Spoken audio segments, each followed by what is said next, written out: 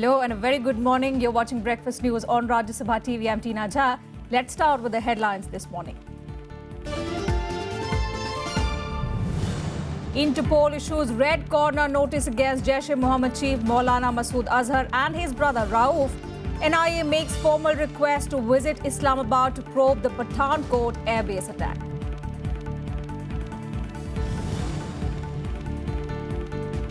India rejects Pakistan's objection to draft bill on Kashmir map, says it is government's duty to ensure country's geography is projected properly.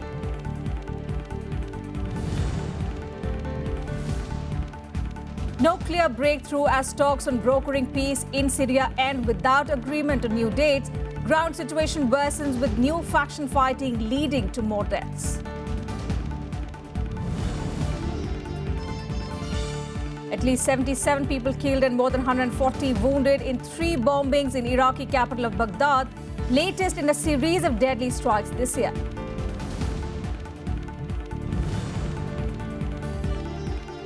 And Wrestling Federation of India to meet Sushil Kumar after High Court directive to amicably resolve the matter. Hopes of a Rio berth for 2-time Olympic medalists seem to be fading now.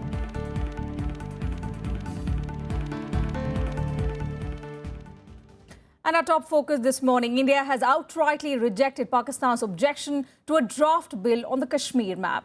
Reacting to Pakistan's objection, Union Home Minister for State Kiran Rijiju said it was the duty of the government to ensure that India's geography is projected properly.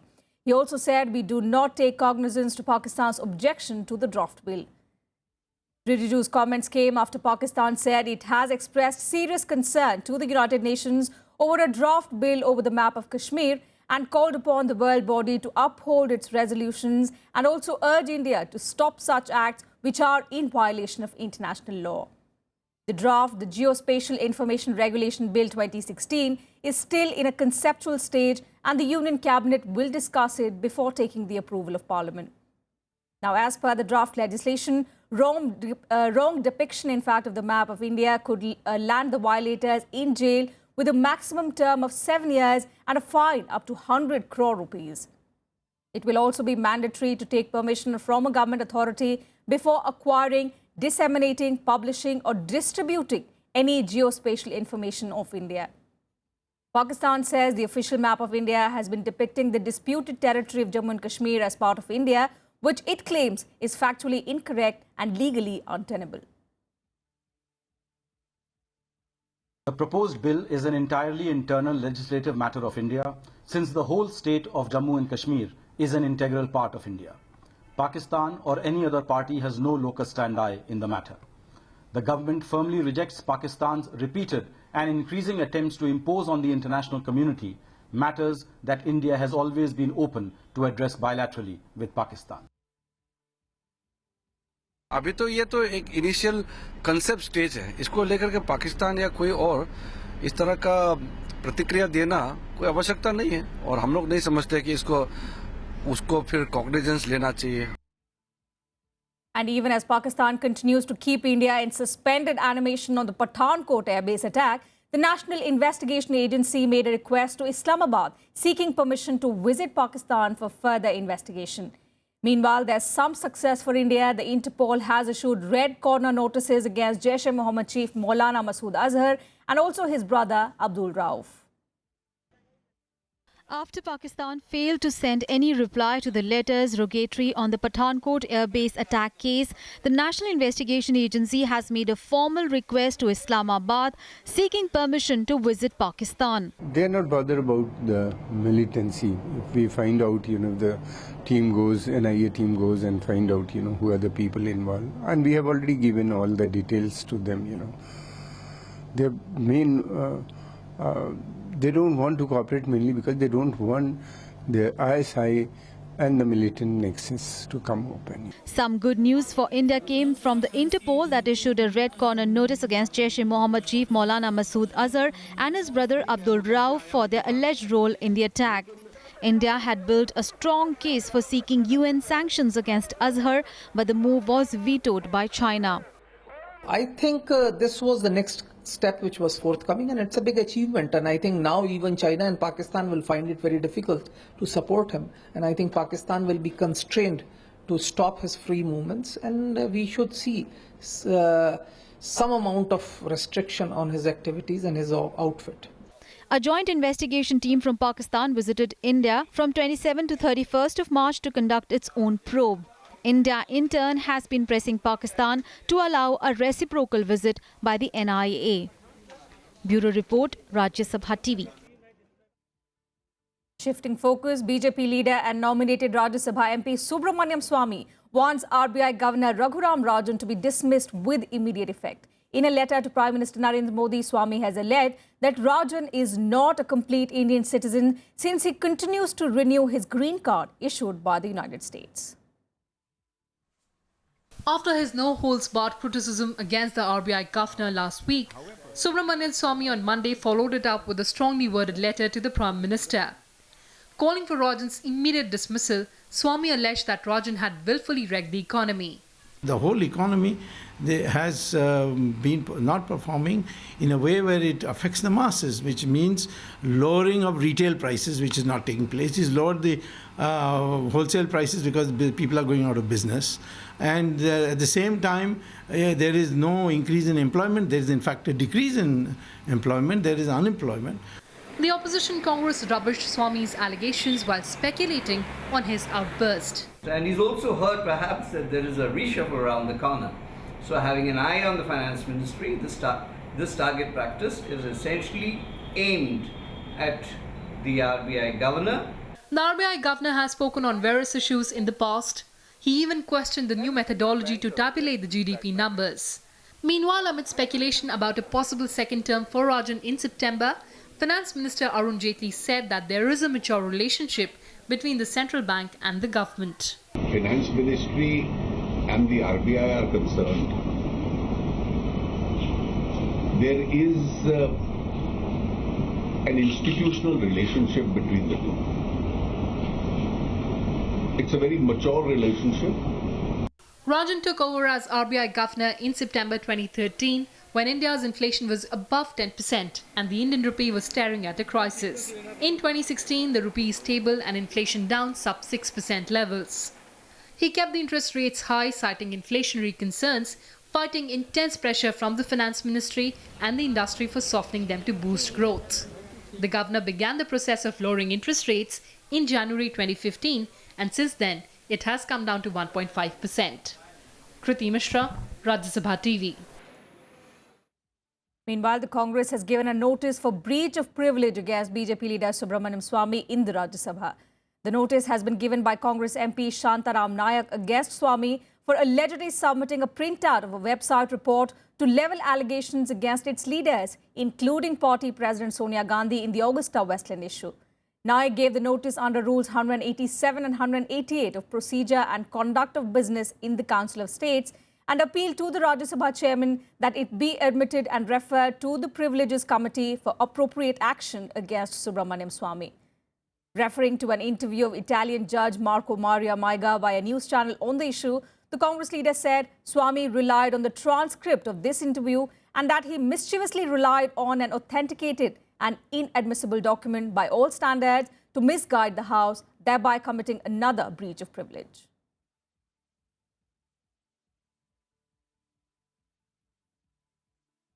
And the newly constituted Public Accounts Committee will hold its first meeting today. Members from the BJP are expected to raise a demand for PAC, taking up the contentious Augusta Westland issue.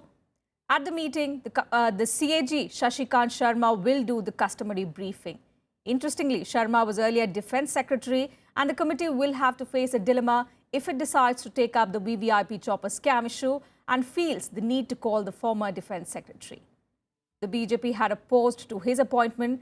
The VVIP chopper scam has led to a huge controversy during the recently concluded budget session of Parliament, with members from Congress and BJP sparring over the incident for days together. While the government vowed to track down the main beneficiaries of the kickbacks so that we can do what we could not do in Bofors, Congress said it was ready to face a probe that is monitored by the Supreme Court. The 21-member reconstituted panel has 7 members from Rajya Sabha and 15 from the Lok Sabha.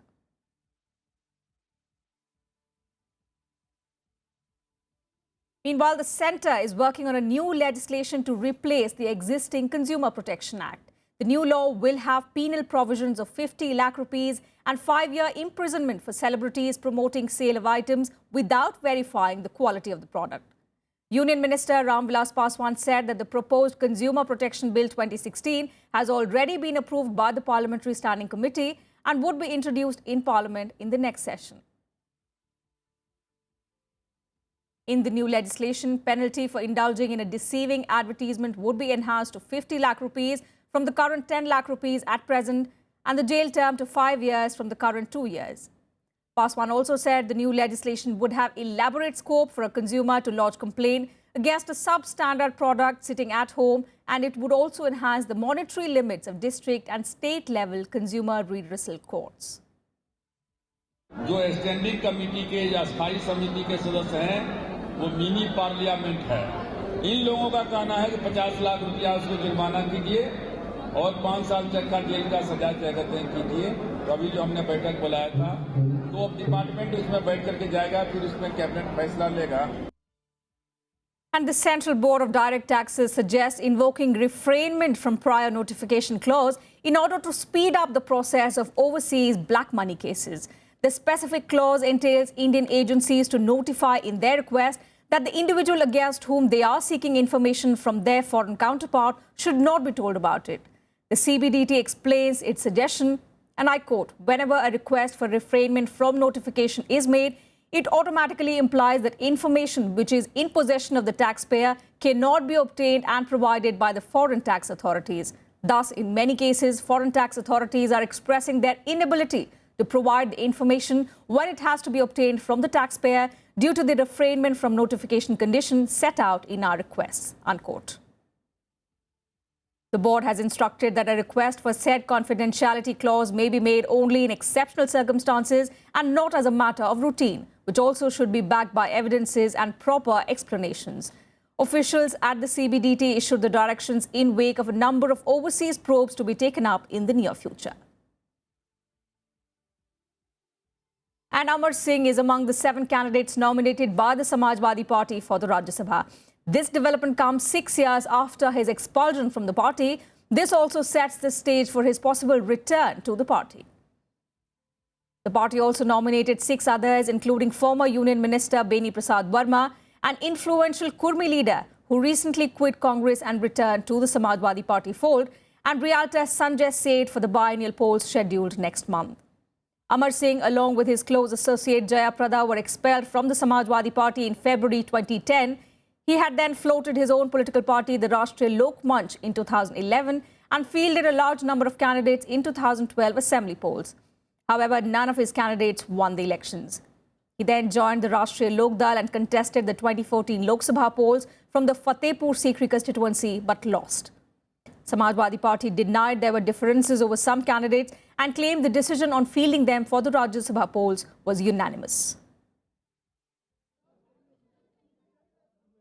Samajwadi party के यद्यपि अंदरूनी मामला है, उससे मेरा कोई भाजपा का लेना देना नहीं है, लेकिन समाजवादी पार्टी सत्ता से विदा होने के डर से तमाम ऐसे निर्णय ले रही है जो उनको लेना चाहिए, उस पर मेरी कोई आपत्ति नहीं। समाजवादी पार्टी कोई राजनीतिक दल है, वो तो सैफई परिवार है और परिवार के मुखिया के जो दिल में रहेगा वो जगह पाएगा। खुद शिवपाल जी ने स्वीकार किया। And that leads us into a short break here. Lots more coming up on the other side.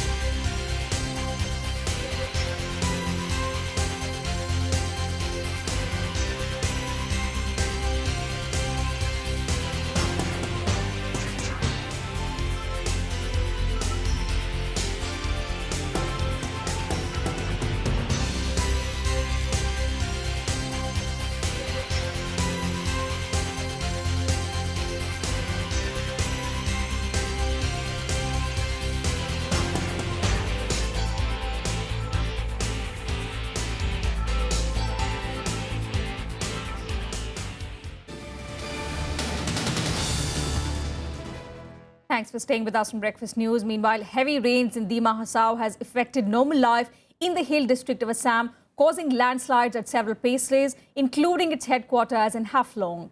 Due to incessant rain and landslides, Haflong was completely cut off via land, and train services were also cancelled between several places. The district administration yesterday declared a shutdown of all private and government educational institutions and alerted people not to travel during night time.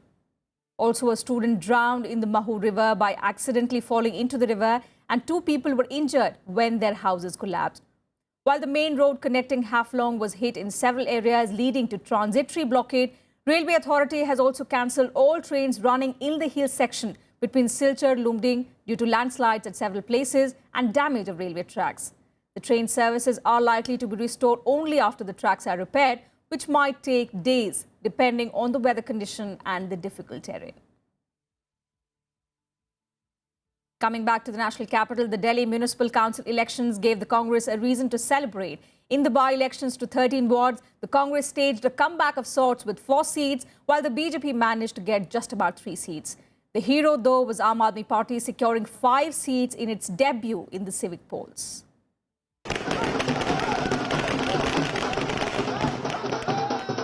By-elections results for the 13 municipal council seats in Delhi on Tuesday brought cheer to the Aadmi Party and the Congress. The results showed the BJP's hold had slipped after over a decade, even as the Aadmi Party made its debut and won 5 seats. The party won in Ballimaran, Vikasnagar, Matiala, Nanakpura and Tehkhand. Delhi Chief Minister Arvind Kejriwal thanked people for helping the party that emerged the largest party in Delhi. The party, however, admitted that it was hoping for a clean sweep. इस चुनाव के परिणाम आम आदमी party की अपेक्षाओं से थोड़ा कम है, ज्यादा तो नहीं, पर कुछ एक सीटें अनुमानित और अधिक आने की अपेक्षा थी हमारी, पर निश्चित रूप से ये बहुत बेहतरीन शुरुआत रही है आम आदमी पार्टी के लिए सबसे बड़ी पार्टी बनकर उभरना। और यह चुनाव आगामी 272 वार्डों में जो फाइनल मैच होना है, उसके लिए हमारे लिए एक ये लॉन्च पैड है। The results brought cheer to the Congress as well. After drawing a blank in the last assembly polls, the party won in Kamruddin Nagar, Munirka, Khichadipur and Jhilmil. Congress candidate Yogita Rathi won from the all-women candidate ward of Munirka. कि दिल्ली की जनता अब ये मानने लग गई है कि Congress party का शासन सबसे बेहतर था और कांग्रेस पार्टी का शासन वापस आना चाहिए। दूसरा, दिल्ली की जनता ने केजरीवाल जी और मोदी जी के आपस के झगड़े की वजह से जो दिल्ली को नुकसान हो रहा है, उस तरफ भी दिल्ली की जनता ने अपनी बात कही। The BJP suffered the biggest blow. The party that dominates the 272-member civic body was left with Shalimar Bagh North, Nawada and Wazirpur. It held 7 of these seats earlier. 35% vote लेकर के भारतीय जनता पार्टी को सर्वाधिक मत मिले हैं और आम आदमी पार्टी जिसे विधानसभा चुनाव में 52% मत मिले थे, आज वो 30% से भी नीचे 29% पे जाके सिमट गई है। ऐसे में दिल्ली की जनता अहंकार, अराजकता और असत्य की राजनीति से दूर जा रही है। Of the total vote count, Aam Aadmi Party bagged 91,775 votes or 29.93% vote share. The Congress got 76,267 votes or 24.87% share.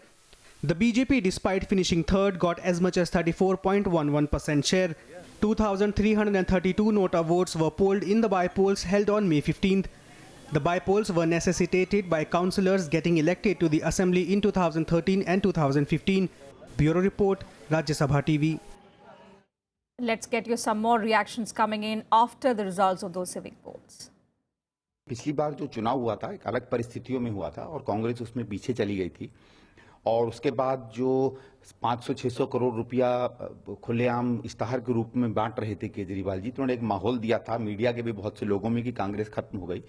Congress खत्म नहीं हुई थी, वो कुछ परिस्थितियां थी जिसके बारे में मैं बाद में थोड़ी सी चर्चा करूंगा।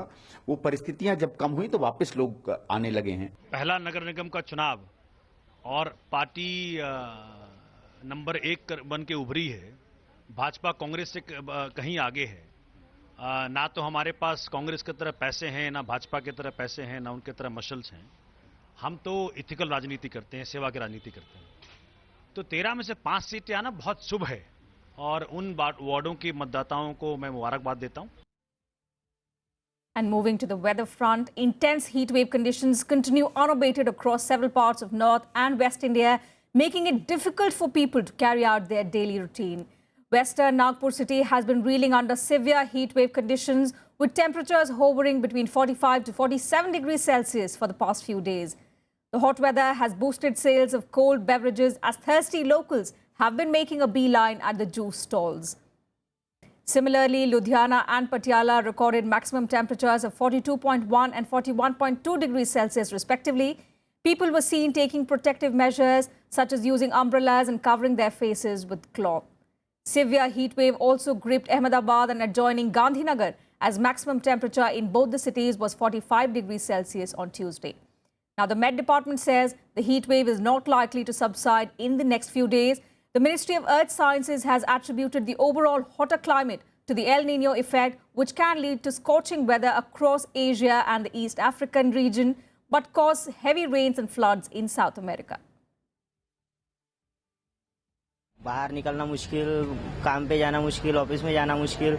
47 के ऊपर टेम्परेचर चला गया है और उसके ऊपर बच्चों को भी तबीयत खराब हो रही है। पिछले साल से गर्मी बहुत ज़्यादा पड़ रही है, इतना बुरा हाल हो कि आप देख रहे हो, हम शिकंजी पी रहे हैं, यहाँ पे बहुत बुरा हाल है।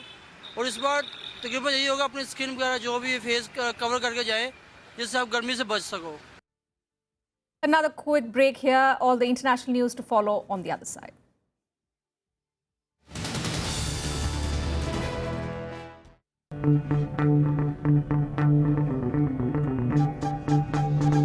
Art arisen from a multi-hued cultural canvas.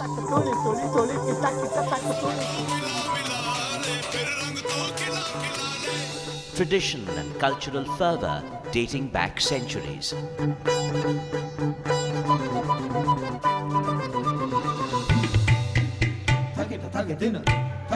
And encircling them all, there's a magic that awes. Embrace your nation's brilliant human warmth.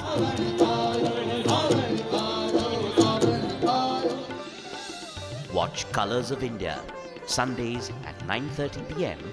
on Rajya Sabha television.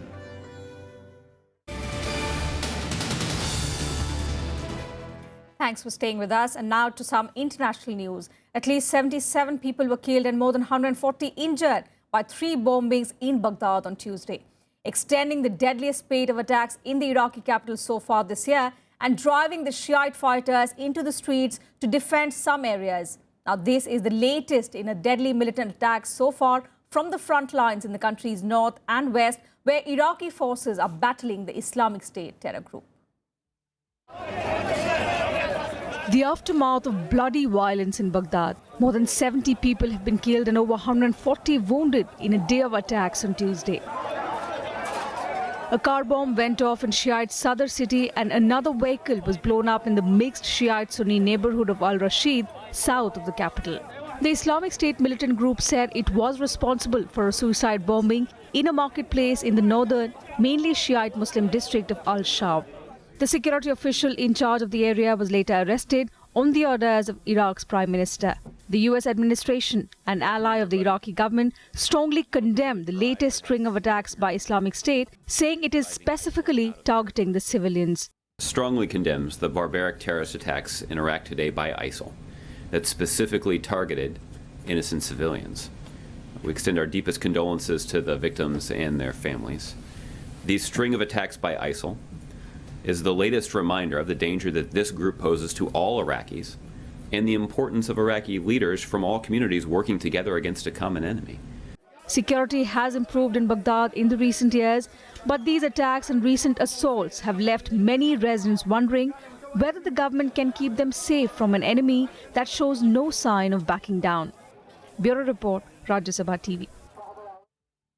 And news now from war-torn Syria. The major world powers agreed on Tuesday to try and turn the crumbling partial truce in the country into a more comprehensive ceasefire.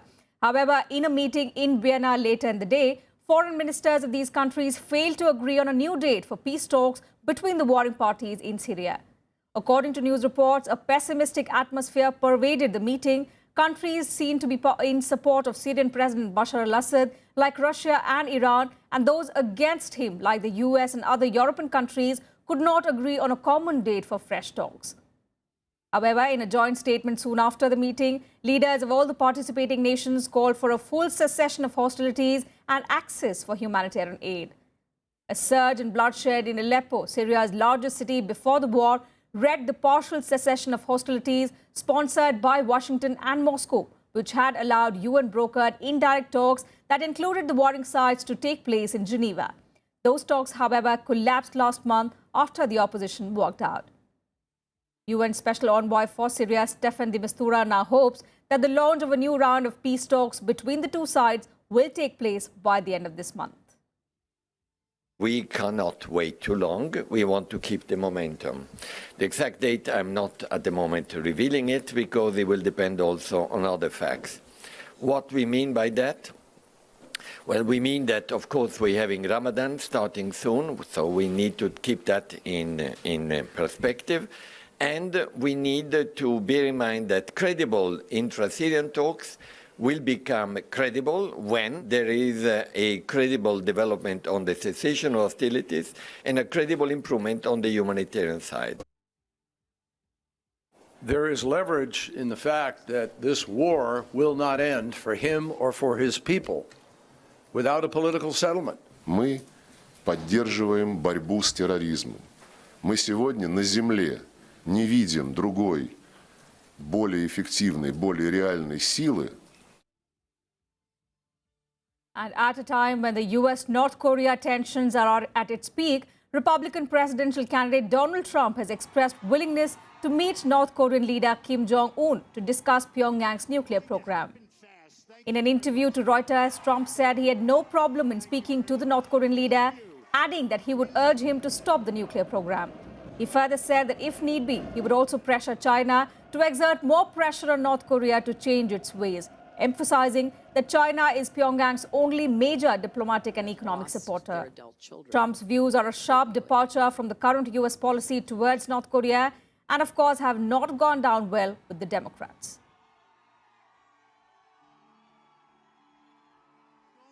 I would speak to him. I would have no problem speaking to him.